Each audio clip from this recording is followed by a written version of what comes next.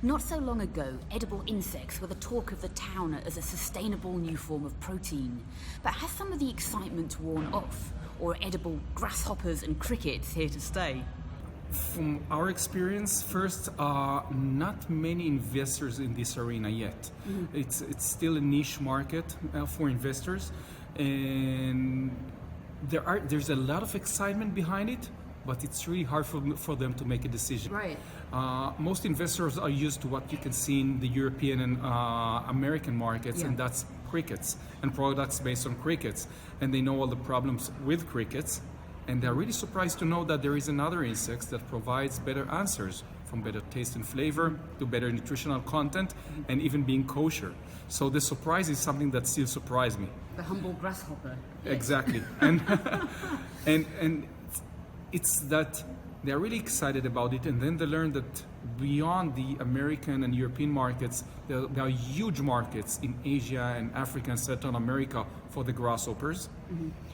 However, from their experience, they are still somewhat considering if this is a good fit for them. Is that because there is still just this inherent kind of concern about the ick factor, or what is the barrier? Absolutely, it's about the ick factor.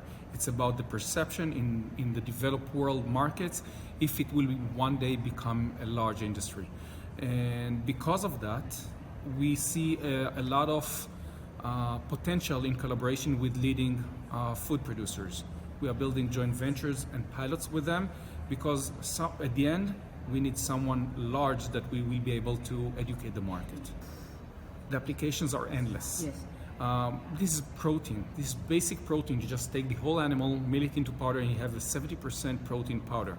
So you can do almost whatever you want with it. The advantage of the grasshoppers is they're very mild, almost neutral taste and flavor. So you can actually embed them into any product. What you just experienced is a yogurt mixed with grasshopper protein with no processing. And we freeze dried it. So you got a cookie with a flavor of strawberry from the yogurt and nothing from the grasshoppers. Beside that, we see a lot of potential in meat replacement products.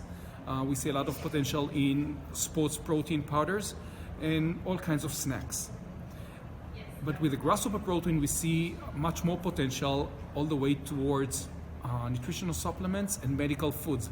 We started researching the health benefits related to a diet based on grasshopper protein. We already know that grasshopper protein supports growth of children at least as good as casein, milk. So it's a complete protein versus some of these plant proteins that are on display. Absolutely. Not only that it is a complete protein, all essential amino acids, it has even a better amino acids composition.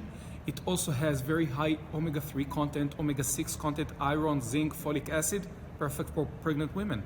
Very low saturated fat and cholesterol, and much better digested by the body. So tell me about your business model. Are you farming the grasshoppers, processing them, and trying to create, consumer products as well? Well, we have to remain as focused as possible on the business model. And what we do best is farming the grasshoppers. So we are focused on farming the grasshoppers, scaling up production, and offering the market two ingredients. One is the whole grasshopper. There is demand for the whole product as an ingredient in restaurants and in snacks. And the other one is the powder itself. Since we do see a need to develop the market, we have joint ventures with leading food producers that we help them develop new innovative food products. But we are still focused on farming the grasshoppers and providing the ingredient. So when people first started talking about edible insects, on the conference circuits, back in 2013 or so on, there will be always someone on stage talking about this. There was a lot of conversation about, what is it going to take before this is commercially viable from a cost perspective, because, it was quite labour-intensive process. Has much changed over the years, and, how much automation is there, for example, in your process? Well, when we looked at it, of course, labor is a big issue. That's about 2/3 of the cost of producing grasshoppers. However, we believe that before you go to automation, you have to solve all the biology. We are producing the grasshoppers, but we still have a few things that we want to develop in terms of biology of the grasshoppers before we move to automation. Because if we invest in automation now and then develop something in their biology, we have to scratch what we have and redevelop the automation. So we are waiting with the automation. We still enjoy very high margins selling the products we have, so we have the time for that. And that's the way we see it. Just from the biology itself, we see the potential of doubling the production of each one of the farms we have within 12 months. If you compare the grasshopper protein to alternative protein powders, or even if you compare the cricket protein to other protein powders, it is very expensive, absolutely. But this is a product that has many other qualities, from taste and flavor to the nutritional, other nutritional ingredients in the product. So we see that there is a demand in the market for such a product at these prices. Now, if we just make a very simple analysis of the actual protein that you get from a product like a sausage, and you'll compare the price of that sausage to a sausage made of grasshopper protein, because of the high protein content, you don't need much grasshoppers in that sausage. Actually, even with the high prices right now, sausages made of grasshoppers will be cheaper. Right now we feed the grasshoppers fresh grass, wheat grass and corn grass. We recently received a grant from the chief scientist in Israel to develop alternative feed for the grasshoppers.